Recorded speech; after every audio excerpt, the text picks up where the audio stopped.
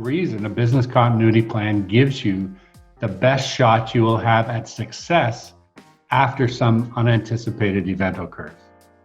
It really is. There are 3 or 4 reasons that I think it's particularly important, though. One is you'll be better prepared to handle these things. As we define them as unexpected, and so we don't know all of the ins and outs, consequences, nuances of the event. So being prepared at some high level then gives you the opportunity to fine tune it. It also should enable you in an ideal world to be able to continue to provide service both during and after the event occurs. Preserve your reputation, have clients understand that you are in control of your business regardless of what happens, and very importantly, to continue revenue. If we don't have a continuity plan, the business basically shuts down. So we want to have a plan to ensure the ongoing long-term viability of the business.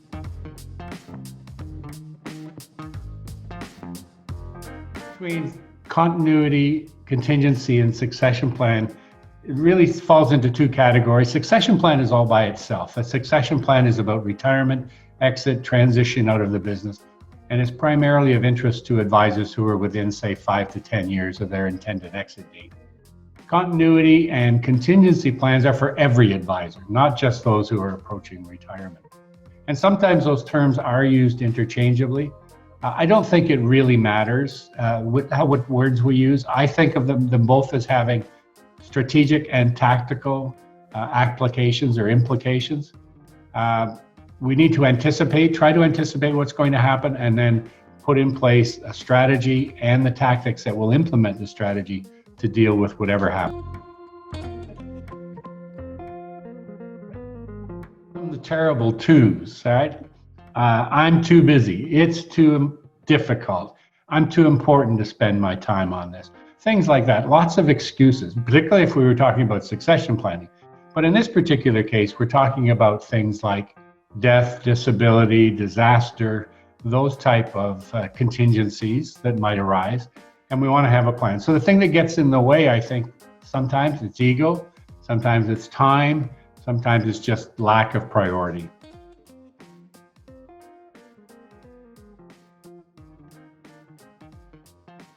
There are lots of structures out there. I think it could be simplified down to what could happen. That's really what we're talking about. What could happen? Or in the event of post-event, business continuity strategy or tactics, what did happen? So we need to figure out what's the triggering event, first of all.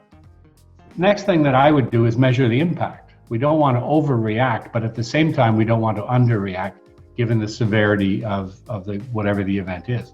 So what happened? What's the impact? And then what action could we take to deal with it? Understanding then what action we could take, then we can determine what resources we require.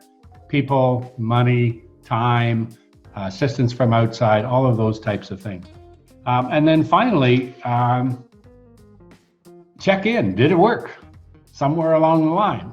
We need to review it, refine it if necessary, and just make sure that should that eventuality ever arise again, we are fully prepared.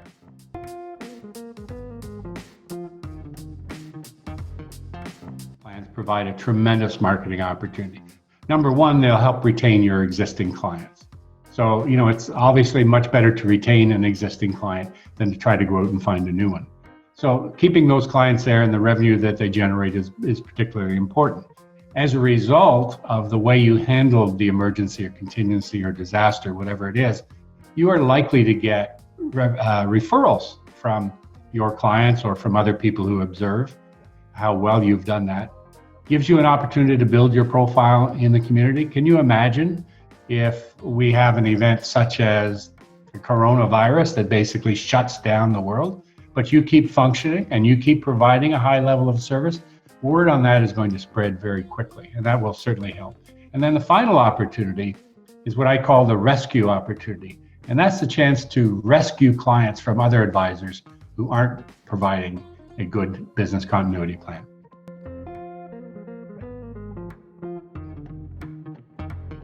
It's like anything else. The first step is always the most difficult, and that's just the commitment to do it.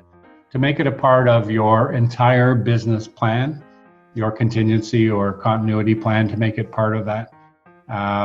There are online tools out there. There's lots of online information, formats, templates that you can use to help develop one. Get your team involved. If you have a support staff, they often have great ideas.